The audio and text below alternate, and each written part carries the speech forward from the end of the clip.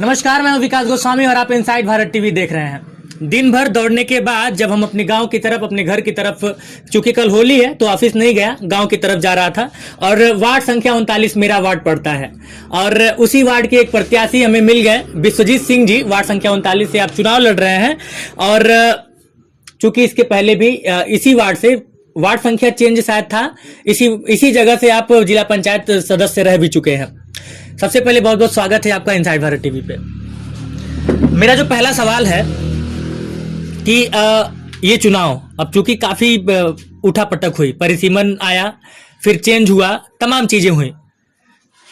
चुनाव 15 तारीख को ही होना है, समय भी कम है। क्या लगता है ये वाला चुनाव थोड़ा कठिन हो गया है?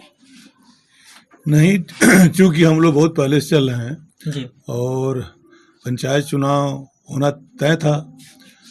कोर्ट से और प्रशासन से विलम्ब हो रहा था, लेकिन समय से चुनाव हो रहा है, कोई दिक्कत नहीं है। चूंकि हम लोग बहुत पहले से चल रहे हैं। चूंकि मैं यहाँ का जिला पंचायत सदस्य 2010 में रह चुका हूँ, इसलिए क्षेत्र को भली भांति जानता हूँ, पहचानता हूँ।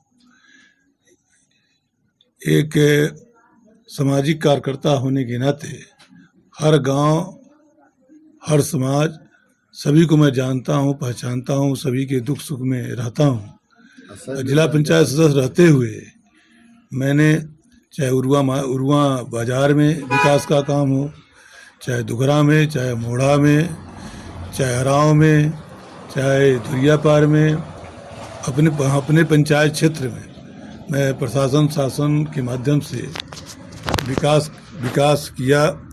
और ये कोई भी पता लगा सकता है, क्योंकि हम लोग पॉलिटिकल आदमी हैं। मैं गोरख विश्वविद्यालय में उपाध्यक्ष रहा हूँ, उसके बाद जिला पंचायत सदस्य रहा हूँ। कितना समय हो गया लगभग राजनीति में, मतलब कि टोटल अगर मिला के देखा जाए?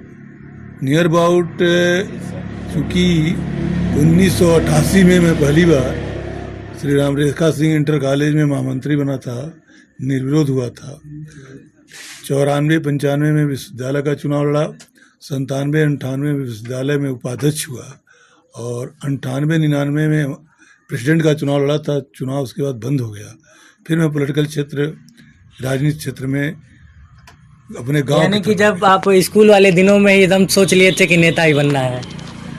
नहीं, मैं स्टूडेंट भी था, पढ़ता भी था, पढ़ाई में भी रुचि थी, लेकिन विश्वविद्यालय में जाने के बाद, विश्वविद्यालय में चुनाव जीतने के बाद मेरी सोच और मेरी नज़रिया चेंज हो गई कि राजनीति किया जाए और राजनीति के माध्यम से समाज में कुछ ऐसा किया जाए कि समाज के लोग याद करें। एक सवाल जो अमूमन मैं हर प्रत्याशी से पूछता हूं और आपसे भी वो सवाल पूछूंगा।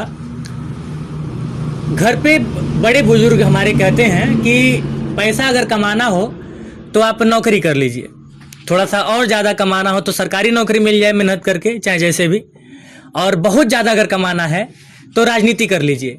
विश्वजीत सिंह भी राजनीति में आने का उद्देश्य क्या है? क्योंकि मेरे पिताजी प्रिंसिपल थे रामसूर इंटर कॉलेज में, मेरी माताजी सुपरवाइजर थी, हम 2 भाई थे। क्योंकि इकोनॉमिकल प्रॉब्लम मेरे परिवार में कभी था नहीं, इकोनॉमिकल प्रॉब्लम न रहने के नाते यह दृष्टिकोण नहीं है कि हम पैसे के लिए राजनीति कर रहे हैं। क्योंकि मैं बहुजन समाज पार्टी का कार्यकर्ता हूं और जब से बहुजन समाज पार्टी में काम कर रहा हूं तब से मैं किसी अन्य दल में नहीं गया। अगर पैसा कमाना रहता तो दूसरे दल की सत्ता बनी तो मैं उस दल में जरूर जाता। और समाज की कसक, क्षेत्र की कसक और पीड़ा थी मुझको, इसके नाते मैं राजनीति करता हूं और राजनीति करता रहूँगा। ये जो कसक है समाज की, जो क्षेत्र की कसक है, जो पीड़ा है, उसे अपने जीवन में राजनीति के माध्यम से अगर मौका मिला तो मैं निश्चित तौर पर उसे दूर करने की कोशिश करूंगा। वार्ड संख्या 39 से आप बसपा के बैनर तले चुनाव लड़ रहे हैं।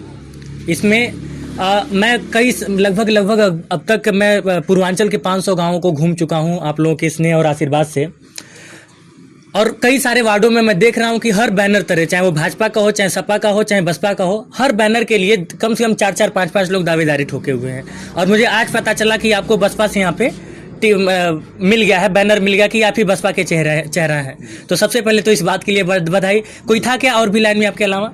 नहीं, ऐसा कोई नहीं था, क्योंकि बहुजन समाज पार्टी की जो राष्ट्रीय अध्यक्ष है बहन कुमारी मायावती जी ने यह स्पष्ट निर्देश दिया था कि बहुजन समाज पार्टी का कार्यकर्ता ही चुनाव जिला पंचायत का चुनाव लड़ेगा।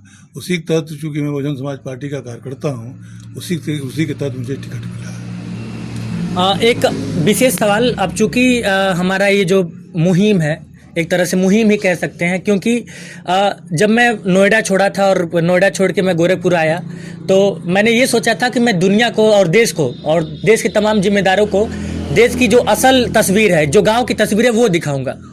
इस वक्त चुनाव का माहौल चल रहा है और तमाम प्रत्याशी, जैसे आप भी जा रहे हैं, तो क्षेत्र में जाके अपने लोगों से, अपनी जनता से वादा कर रहे हैं कि मैं ये काम करूंगा।